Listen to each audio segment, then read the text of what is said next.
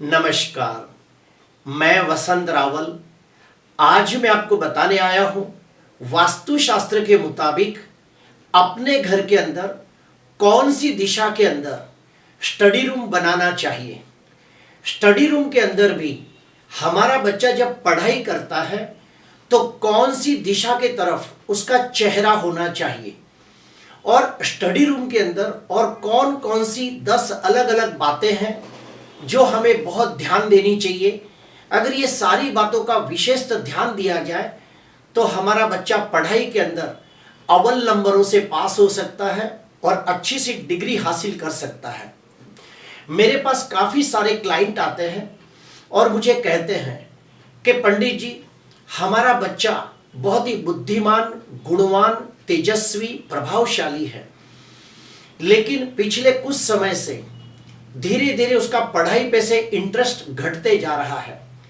वो पढ़ाई के अंदर फोकस नहीं कर पा रहा है, पढ़ाई के अंदर कंसंट्रेट नहीं कर पाता है। तो हम क्या करें ताकि हमारा बच्चा अच्छी पढ़ाई कर सके, अच्छे नंबर से पास हो सके, अच्छी डिग्री हासिल कर सके। तो आइए, ये सारी बातें मैं आपको बताना चाहता हूं कि अगर आपका बच्चा पढ़ाई में कमजोर है तो आपको कौन कौन सी विशेष बातों का ध्यान रखना चाहिए। आइए देखते हैं। सबसे पहला आपको मैं दिशा चक्र बताना चाहता हूं। यह है पूर्व दिशा, यह है पश्चिम दिशा, यह है उत्तर दिशा, यह है दक्षिण दिशा। पूर्व, पश्चिम, उत्तर, दक्षिण।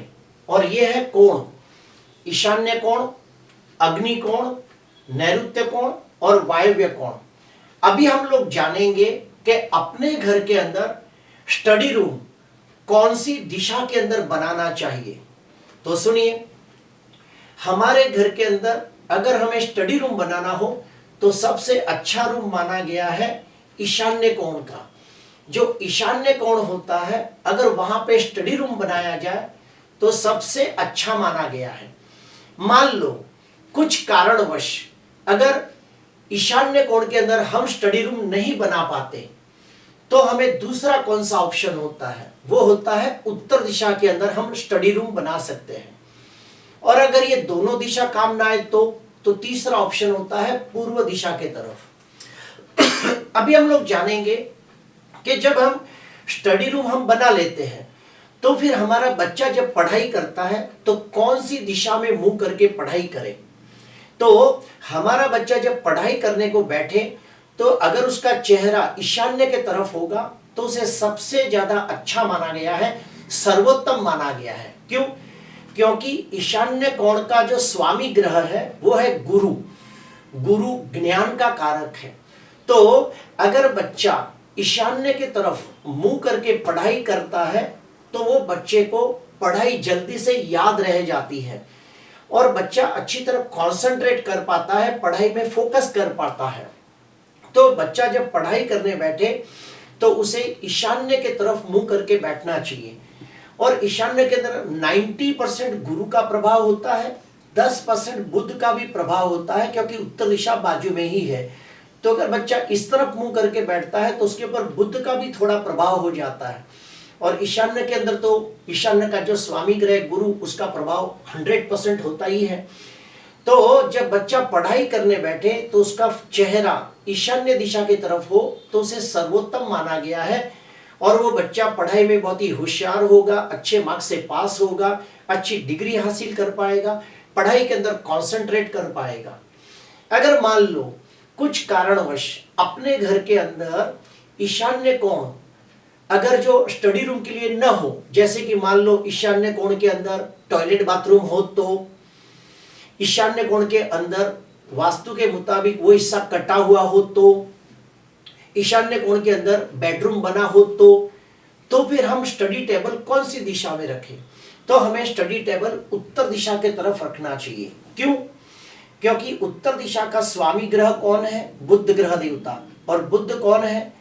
बुद्धि, विद्या, वाणी, स्मरण शक्ति, तर्क बुद्धि, ग्रहण शक्ति, ये सभी का कारक बुध है।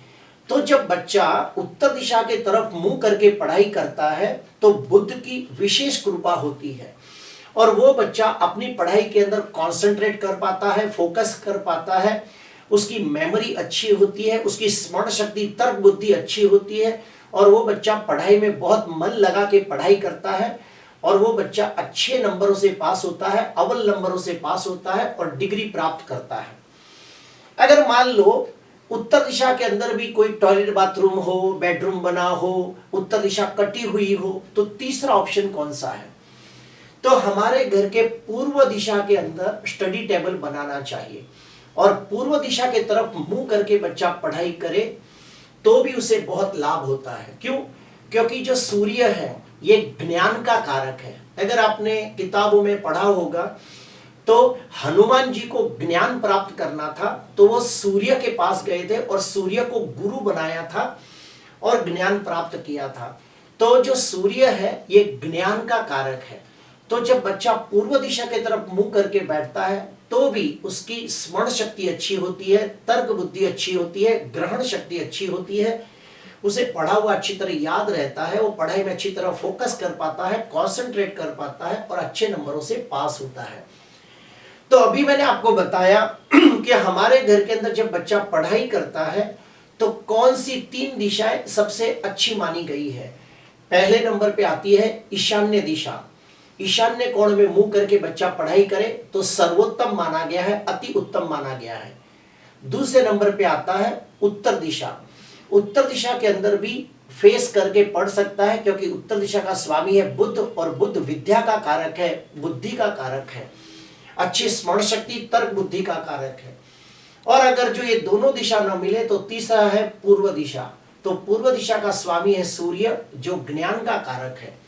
अभी हम लोग जानेंगे कि जब स्टडी रूम हम बनाते हैं तो स्टडी रूम के अंदर और कौन कौन सी 10 बातों का विशेष ध्यान देना है, और ये बातों का ध्यान रखने से बच्चे की पढ़ाई और ज्यादा बेहतर होती है। तो सुनिए सबसे पहला, जहां पे हम स्टडी रूम बनाते हैं उस रूम के अंदर हल्के रंगों का इस्तेमाल करना चाहिए, यानी कि लाइट रंगों का इस्तेमाल करना चाहिए, जैसे कि white, Ivory, light green, light yellow, cream colour, of white colour, ये सब कलरों का इस्तेमाल आप स्टडी रूम के अंदर कर सकते हो, जिससे बच्चे की पढ़ाई में और ज्यादा फोकस होता है और उधर पॉजिटिव एनर्जी डेवलप होती है। गलती से भी स्टडी रूम के अंदर, खास करके जहां स्टडी टेबल हो, वहां पे कोई भी डार्क रंगों का इस्तेमाल न करें, जैसे कि black, dark brown, dark yellow, dark green, ऐसे कोई भी डार्क कलर का इस्तेमाल न करें, वरना बच्चे में का पढ़ाई में कंसंट्रेट नहीं हो पाएगा। दूसरा टिप, स्टडी टेबल के ऊपर जो किताबें रखने की रैक होता है वो रैक खुला नहीं होना चाहिए। उस रैक को कांच के दरवाजे से बंद करना चाहिए। कांच का दरवाजा क्यों? ताकि बच्चा बैठकर भी उस किताबों को देख सके जो उसे देखनी है। तो जो बच्चा स्टडी रूम के अंदर, जो स्टडी टेबल के ऊपर जो रैक होता है उसके ऊपर कांच के दरवाजे लगा के रखना चाहिए। तीसरा, स्टडी टेबल के ऊपर और एक बात खास ध्यान देनी है कि बच्चा जो सब्जेक्ट की पढ़ाई करना चाहता हो उसी किताब को उसे स्टडी टेबल के ऊपर रखना है, बाकी की सारी किताबों को बंद करके अपनी अपनी जगह पे रख देना है। तो जो किताब की स्टडी करना चाहता है वही किताब को खोलकर स्टडी टेबल पे रखे, बाकी की सारी किताबों को रैक के अंदर रख दे। चौथा नियम, जहां स्टडी टेबल है वहां पे बच्चा एक छोटी सी गणेश जी की मूर्ति रख सकता है या फिर गणेश जी का फोटो रख सकता है।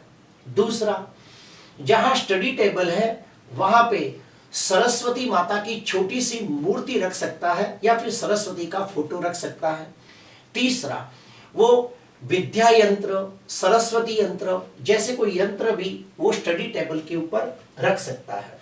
उसके बाद जो भी किताबें होती है वो किताबों के ऊपर धूल नहीं लगनी चाहिए। किताबें हमेशा साफ सुथरी होनी चाहिए, कोई भी किताब फटी हुई ना हो उसका ध्यान देना चाहिए, उसके ऊपर कवर लगाना चाहिए, और हो सके तो किताबों की पढ़ाई पूरी होने के बाद उसे खुला कहीं भी नहीं छोड़ देना चाहिए, उसे बंद करके अपनी जगह पे रख देना चाहिए।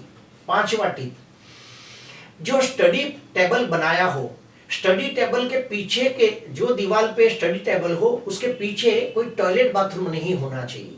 अर्थात मेरा कहने का भावार्थ यह है कि संडास बाथरूम से कनेक्टेड जो दीवार हो उस दीवार के ऊपर स्टडी टेबल नहीं होना चाहिए।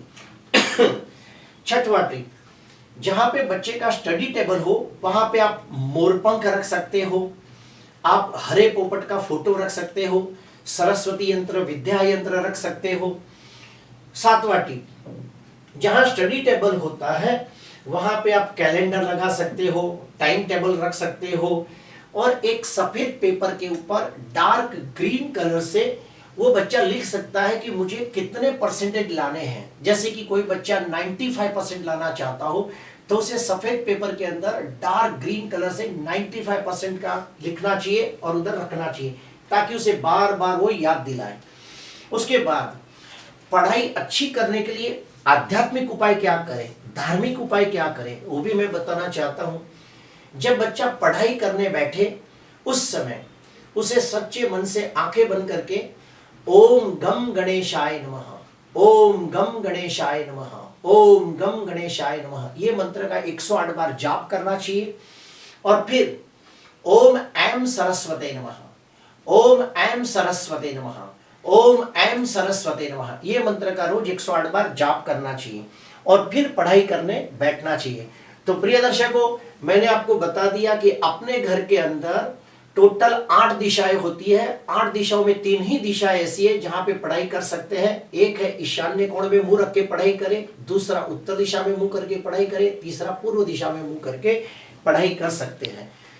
तो प्रिय दर्शकों, आज मैंने आपको बताने की कोशिश की कि हमारे घर के अंदर अगर बच्चों की पढ़ाई अच्छी करनी हो तो कौन कौन सी वास्तु की टिप का इस्तेमाल करें ताकि हमारे बच्चे पढ़ाई में और ज्यादा होशियार हो, अच्छे मार्क्स से पास हो सके और अच्छी डिग्री हासिल कर सके। आज के लिए बस इतना ही। आपको अच्छा लगा तो जरूर लाइक करना, सब्सक्राइब करना। नमस्कार।